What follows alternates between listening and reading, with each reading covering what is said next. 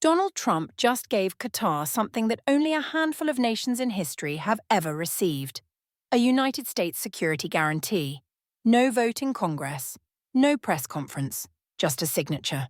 With the stroke of a pen, the president pledged that America would defend Qatar, militarily if necessary, if it comes under attack. And no one outside his circle seems to know exactly why. A week after the announcement, the White House still hasn't explained the deal's full scope. What we do know is that it came right after Israel carried out a surprise airstrike in Doha that killed Hamas leaders. The strike infuriated Qatar, embarrassed Washington, and threatened to derail Trump's push for a Gaza ceasefire. So, Trump moved fast.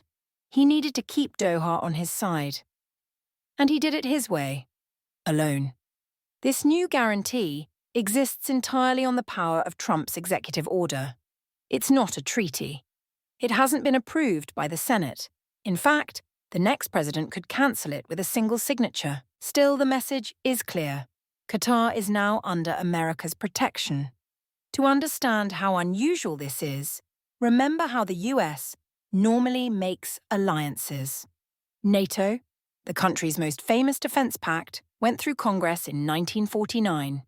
It was debated, scrutinized, and signed into law. Trump's deal with Qatar skipped all that. It's not a law. It's a personal promise. That might sound bold. It also sounds dangerous, because when security becomes personal, so does power. Qatar has played this game well. It hosts the massive US airbase at Al Udeid, home to thousands of American troops. It's rich, ambitious, and small enough to need protection. At the same time, it maintains relations with Iran and keeps communication open with Hamas. That makes Doha both a problem and a solution, depending on who's asking. Trump has clearly decided that Qatar is too valuable to lose. His order calls it a steadfast ally in pursuit of peace, even as it warns of continuing threats of foreign aggression. Translation: if Iran moves against Qatar, the US may step in. But here's where things get murky. Qatar has deep financial ties to Trump's world. Its sovereign wealth fund pledged $500 billion for investments in the United States. It also gifted a Boeing 747 luxury jet worth about $400 million. And the Trump Organization, run by his sons, has a golf resort project in Doha. Critics say this creates the appearance of a conflict of interest, that Trump might be shaping foreign policy in ways that benefit his own business empire. The White House denies it. Qatar's embassy calls the accusations baseless. Still, to many in Washington, this looks like yet another case of diplomacy meeting the family business. Israel, for its part, is furious. Netanyahu's government wasn't consulted before the deal and is still reeling from the backlash over the airstrike that started all this. Trump's decision signals that Qatar, not Israel, now holds the key to peace talks with Hamas. In Tehran, the move is seen as a threat.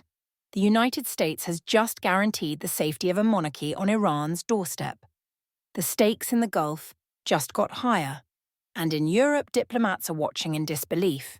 One senior EU official said it plainly: if Trump can create new alliances by decree, then nobody knows where America's commitments begin or end. Supporters call it decisive, critics call it reckless. But the truth is simpler. This is how Trump governs now. Alone, fast, and without oversight. Diplomacy, by executive order, may sound efficient, but what one man signs, another can erase. For Qatar, this promise might last months. For the United States, it sets a dangerous precedent, that the world's most powerful military can be pledged by one man's will. A pen stroke, a promise, and maybe, soon, a problem. If you found this analysis useful, please like this video, subscribe to Western Relations, and visit westernrelations.com for more deep political analysis on the shifting balance of power in the West and beyond.